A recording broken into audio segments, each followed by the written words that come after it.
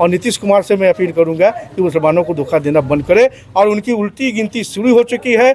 जब जब मुसलमान जागा है तब तक बिहार का सत्ता हिला है और मुसलमान जाग चुका है। नीतीश कुमार को इस बार गद्दी छोड़ना पड़ेगा, किसी भी हाल में उनको गद्दी छोड़ना पड़ेगा। ये अल्पसंख्यक समाज अगर वक्फ बिल संशोधन बिल को वापस नहीं लिया जाता है तो हम लोग पूरे देश, पूरे जिला, पूरे बिहार, पूरे देश में हम लोग का धरना होगा, हम लोग प्रोग्राम करेंगे।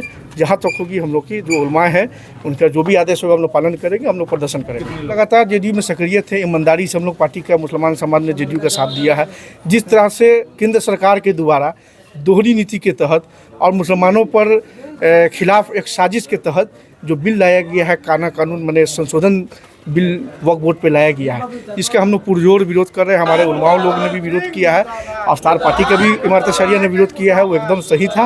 और हम लोग को एहसास हो गया कि नीतीश कुमार मुसलमानों को ठगने का काम करते हैं, धोखा देने का काम करते हैं, मुसलमानों के साथ अन्याय करते हैं और मुसलमानों को वोट बैंकिंग समझते हैं, मुसलमानों को अपना बदवा मजदूर समझते हैं। जिस तरह से मुसलमान समाज ने उनको लोकसभा में जिताने का काम किया, 12 सीट, विधानसभा में भी हम लोग ने समर्थन करने का काम किया। लगातार हम लोग पार्टी के लिए सक्रिय है, ईमानदारी से है, लेकिन उनके पार्टी के ही नेता ललन सिंह हैं जो मुसलमानों के खिलाफ और वक्फ बोर्ड के खिलाफ लगातार जहर उगलने का काम किया है।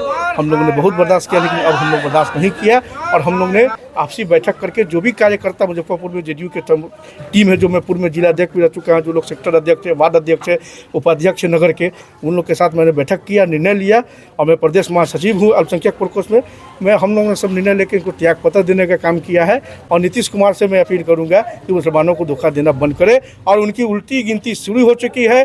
जब जब मुसलमान जागा है तब तक बिहार का सत्ता हिला है और मुसलमान जाग चुका है। नीतीश कुमार को इस बार गद्दी छोड़ना पड़ेगा, किसी भी हाल में उनको गद्दी छोड़ना पड़ेगा। ये अल्पसंख्यक समाज अगर वक्फ बिल संशोधन बिल को वापस नहीं लिया जाता है तो हम लोग पूरे देश, पूरे जिला, पूरे बिहार, पूरे देश में हम लोग का धरना होगा, हम लोग प्रोग्राम करेंगे। जहाँ तक होगी हम लोग की जो उलमा है उनका जो भी आदेश होगा हम लोग पालन करेंगे, हम लोग प्रदर्शन करेंगे। आज हम लोग ने सैकड़ों लोगों के साथ हम लोग ने वक्फ बोर्ड के खिलाफ जो चल रहा है हम लोग ने बैठक की, सैकड़ों लोग ने इस्तीफा देने का काम किया है और उसके बाद को चिट्ठी भेजने का काम हम लोग का। मैं प्रदेश महासचिव माइनॉरिटी का था, जेडीयू का। लगातार मैं 2-3 प्रकोष्ठ का जिला अध्यक्ष के साथ सक्रिय भी था। हम लोग जो है आपसी बैठक, जो जिस पार्टी जो मुसलमानों की बात करेगी, सेकुलरिज्म की बात करेगी, हिंदू मुस्लिम की एकता की बात करेगी, मोहब्बत की बात करेगी, दोनों समाज को लेके चलेगी, जो बांटने का काम नहीं करेगा, कांटा बोने का काम नहीं करेगा, वैसे लोग को हम लोग देश से लेके और बिहार से लेके जिला में हम लोग जिताने का काम करेंगे। और जो नफरत भी ताकत है, जो नफरत फैलाती है, जो एकता को तोड़ने का काम करती है, वैसे लोग को हम लोग उखाड़ फेंकने का काम करेंगे।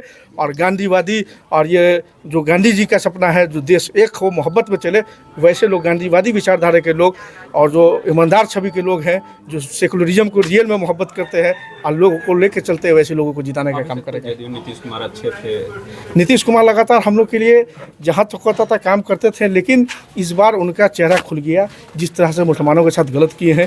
क्योंकि बताया जा रहा है वक्फ बोर्ड संशोधन बिल में ये हमारी पर्सनल देश आज़ाद होने से पहले भी वक्फ कमेटी थी, देश आज़ाद होने के बाद भी जो हमारे पूर्वजों हैं उनकी ज़मीन है, जिसमें कब्र है, ईदगाह है, नमाज है, ये धर्म की बात है, उसमें उन्होंने नमाज पढ़ते हैं। बहुत ऐसी ज़मीन है जिसकी कागज़ दीमक खा गया या बाढ़ आया, गाँव एरिया बाढ़ में कागज़ बह गया, क्या उसकी ज़मीन की कागज़ आप मांग रहे हैं?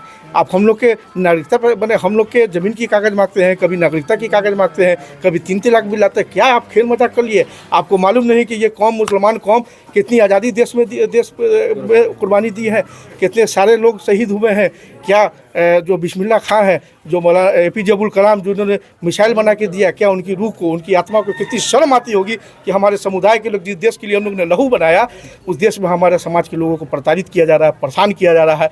कभी लव जिहाद के नाम पर परेशान किया जाता है, कभी मंदिर मस्जिद के नाम पर परेशान किया जाता है, कभी नमाज पढ़ने के नाम पर परेशान किया जाता है, कभी वक्फ बिल ला के परेशान किया जाता है, कभी NRC ला के परेशान किया जाता है, कभी तलाक का बिल ला के परेशान किया जाता है।